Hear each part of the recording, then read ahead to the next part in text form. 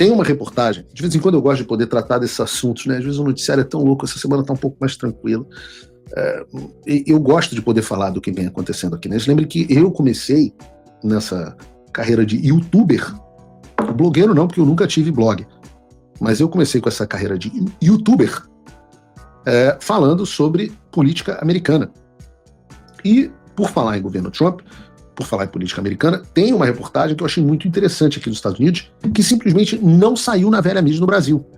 A matéria é da Brooke Singman para Fox News, e o título prestem atenção nesse título, porque no final das contas a gente vai se conectar com o Brasil. Agências do governo Trump estão coordenando esforços para expor a prolífica e perigosa instrumentalização do governo por parte da administração Biden. Aqui o termo instrumentalização, ele é uma tradução incompleta do weaponization. Weaponization é um termo em inglês que não tem tradução para português. Instrumentalização é uma tentativa, mas é que weapon significa arma. É você transformar algo em arma. Ou seja, você transformar o governo em arma de perseguição política, que é exatamente o que nós vivemos no Brasil. Então o que a matéria está dizendo é que o governo Trump vai apurar e expor a perseguição política através do aparato governamental feita pela administração Biden. Diz assim: as agências do governo Trump estão trabalhando para expor a prolífica e perigosa instrumentalização, weaponization, do governo pela administração Biden, segundo apurou a Fox News Digital. O Interagency Weaponization Working Group, ou IWWG, ou que em português significa Grupo de Trabalho de Interagência sobre a Instrumentalização, sobre a Weaponization, é composto por autoridades do Escritório do Diretor de Inteligência Nacional, do Departamento de Justiça, do FBI, da CIA e de outras agências. Autoridades informaram à Fox News que a diretora de Inteligência Nacional, Tulsi Gabbard, foi quem iniciou o grupo que se reúne quinzenalmente desde abril para compartilhar informações e coordenar e executar ações conjuntas. O povo americano fez uma escolha clara ao eleger o presidente Trump. Por fim, a prolífica e perigosa weaponization das agências governamentais pela administração Biden contra o povo americano e contra a Constituição, declarou Gabbard. Criei esse grupo de trabalho para iniciar um importante processo de coordenação e interagência sob a liderança do presidente Trump, a fim de promover a responsabilização. E ela continua. E aqui, responsabilização também é uma tradução de um termo que não é tão bem traduzível assim, que é accountability. Que, lembrem-se, eu sempre disse que é uma das peças-chave para a gente impedir que aconteça de novo o que está acontecendo no Brasil. Ela acrescentou: a verdadeira accountability, responsabilização, é o primeiro passo a uma mudança duradoura. A frase é da Tulsi Gabbard, mas podia ser do Paulo Figueiredo. E eu vou parar nesse trecho e já continuar a reportagem, mas vejam qual é o pressuposto desse grupo de trabalho.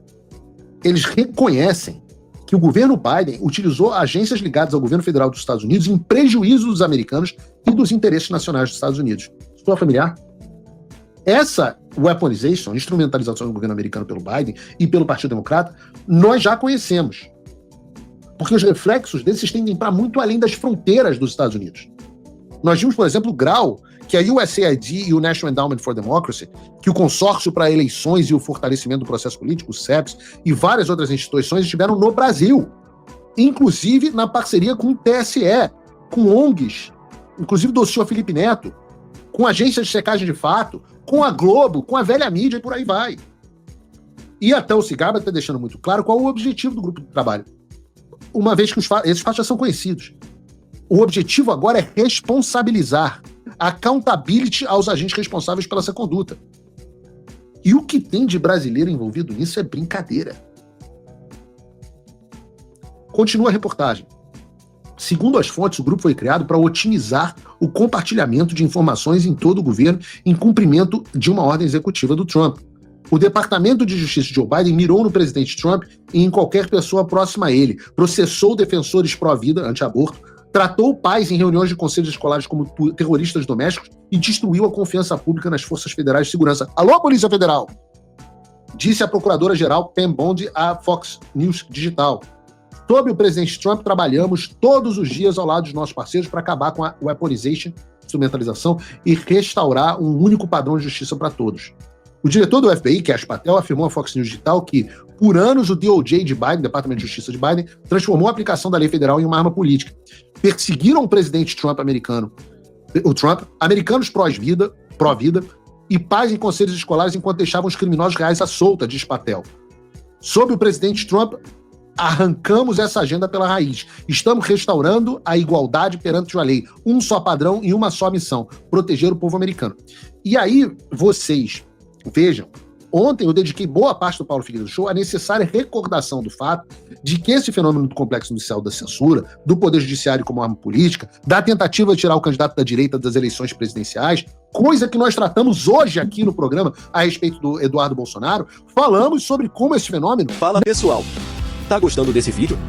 Não esqueça de deixar o seu like e se inscrever no canal Olavo Edu Carvalho para receber notícias quentíssimas todos os dias. Isso ajuda demais o nosso trabalho e o YouTube irá recomendar para mais pessoas. Esse fenômeno não é brasileiro, ele é global, não está restrito ao Brasil. Daí você pega o checklist que o governo americano debaixo do Trump fez e compara se isso é ou não verdadeiro e comparável às coisas que aconteceram no Brasil. A Polícia Federal, que não persegue mais traficante, que não persegue mais político corrupto, persegue implacavelmente velhinha, persegue implacavelmente a direita na internet. O Supremo Tribunal Federal, que libera traficante em tempo recorde, é o mesmo Supremo Tribunal Federal que está desesperado para tornar o Eduardo Bolsonaro inelegível, que está botando o Jair Bolsonaro 27 anos na prisão e todos os seus apoiadores. Isso é a instrumentalização do governo federal para perseguição política.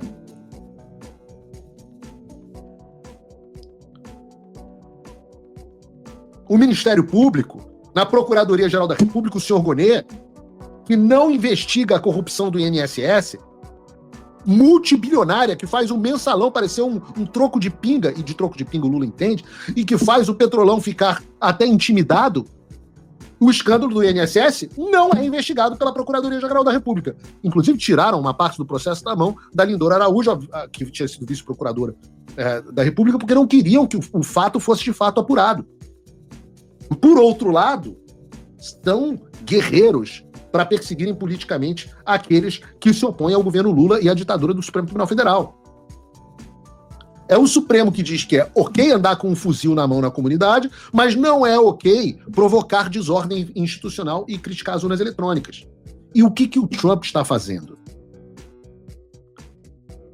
E o que Trump está fazendo agora? E por isso que essa reportagem é tão importante para a gente, porque ele é um mapa para o que nós temos que fazer em 2027. Nós temos que ouvir o que o professor Olavo de Carvalho disse. Nós temos que destruir essas pessoas. Nós temos que gerar accountability, nós temos que gerar responsabilização.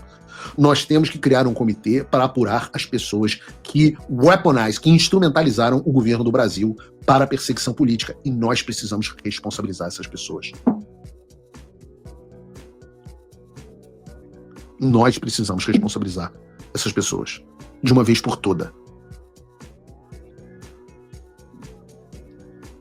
Quem concorda comigo, diga, eu concordo. Quem não concorda, não, deixa pra lá. O que eu digo é que o professor Olavo de Carvalho falou, avisou, nós precisamos voltar ao poder, que é diferente de ganhar as eleições. Não, esse quem disse foi outra pessoa. E a partir daí garantir que nós temos os meios de fazer o que é necessário.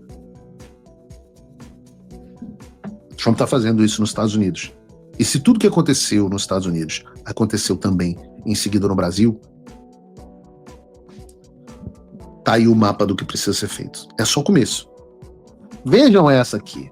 Paulo Figueiredo diz que não consegue fechar as contas e implora por dinheiro de bilionários. Diário do DCM, Diário do Cu do Mundo. Plantão Brasil, esse eu não sabia nem que existia. Golpista Paulo Figueiredo implora apoio financeiro e elogia Trump. Então, implorei ontem apoio financeiro dos bilionários. Qual foi a outra? Eu implorei, qual foi a outra? Bota a outra de novo, do Diário do Cu do Mundo. Implora por dinheiro de bilionários. Realmente, os nossos bilionários brasileiros são, na sua maioria, omissos.